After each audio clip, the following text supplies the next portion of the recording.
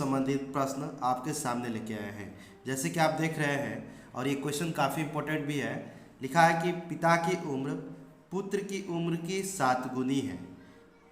2 वर्ष पहले पिता की उम्र पुत्र की उम्र की 13 गुनी थी, तो दोनों की वर्तमान आयु क्या होगा। इसे ध्यान से देखिए, काफ़ी इंपॉर्टेंट ये क्वेश्चन है क्लास 10th के लिए यूपी बोर्ड में। मानेंगे कि पिता की उम्र x वर्ष और पुत्र की उम्र को हम y वर्ष मान लेंगे। या तो पिता की उम्र को y माने या तो पुत्र की उम्र को y माने, दोनों में से कोई एक को x और y मान लेंगे अपनी इच्छा अनुसार। प्रथम शर्त कह रहा है कि पिता की उम्र जो है पुत्र की उम्र की 7 गुनी है।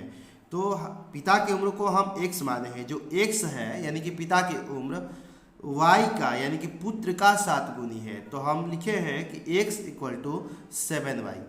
ये जो हमारा x है पिता की उम्र है और 7y ये हमारा पुत्र की उम्र का 7 गुना है। ये हमारा पहला समीकरण बन जाएगा। अब प्रथम शर्त के अनुसार भी ये समीकरण हो गया। दूसरा समीकरण कह रहा है, दूसरे शर्त के अनुसार हम लोग बनाएंगे दूसरा समीकरण। कह रहे कि 2 वर्ष पहले पिता की उम्र पुत्र की उम्र की 13 गुनी थी।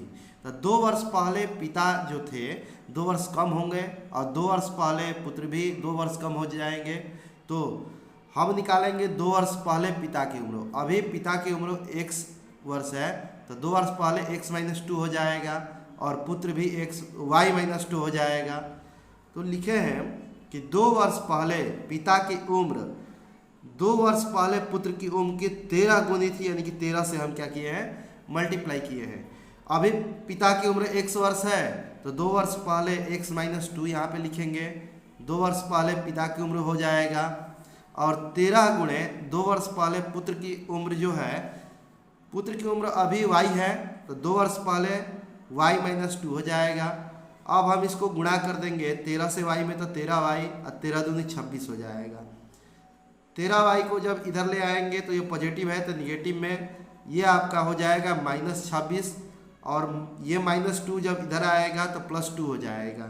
अब हम देख रहे हैं कि पहले समीकरण में x = 7y है, तो हम x के जगह पे समीकरण 1 से x = 7y रखने पर यहाँ पर हम 7y रखे हैं, -13y वैसे उतारे हैं, -26 और +2 = होता है -22। अब 7 में से 13 को जब घटा देंगे तो ये आपका आ जाएगा -6y = -24 हो जाएगा। या इसको हम कटा भी सकते हैं, ये -24 और बटे में हो जाएगा -6। 6 से 24 को कटा देंगे 4 बार में, यानी कि y का मान आ गया आपका 4 वर्ष। अब हम क्या करेंगे, y का मान समीकरण 1 में रख देंगे। 1 हमारा है x = 7y, तो x = 7 × 4 = 28 वर्ष हो जाएगा।